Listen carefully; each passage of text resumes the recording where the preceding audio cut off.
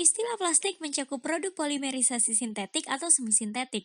Plastik didesain dengan variasi yang sangat banyak dalam properti yang dapat mentoleransi panas, keras, ketahanan, dan lain-lain. Digabungkan dengan kemampuan adaptasinya, komposisi yang umum dan beratnya yang ringan, dipastikan plastik digunakan hampir di seluruh bidang industri.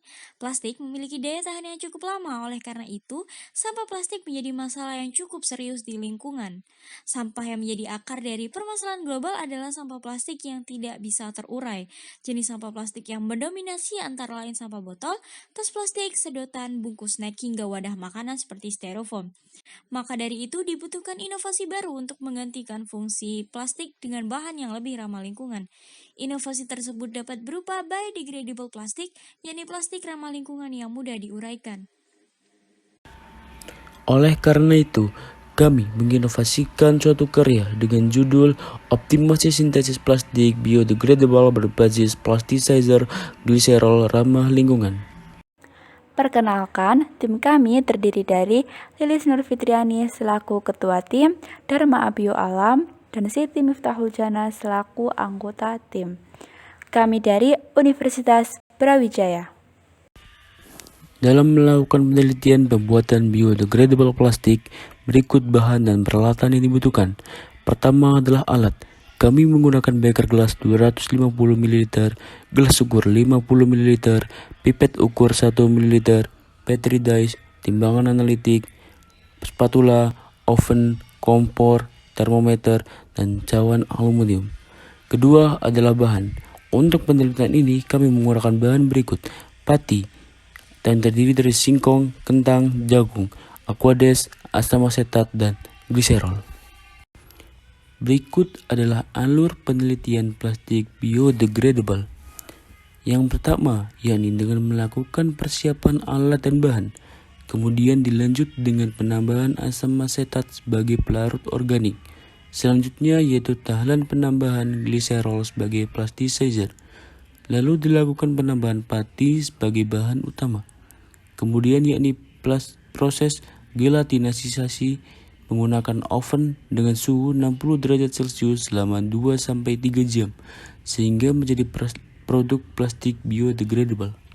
Berikut pada hasil gambar menjelaskan bahwa hasil plastik biodegradable yang telah disintesis dan melalui tahapan gelatinisasi selama 2-3 jam dengan suhu 60 derajat Celcius.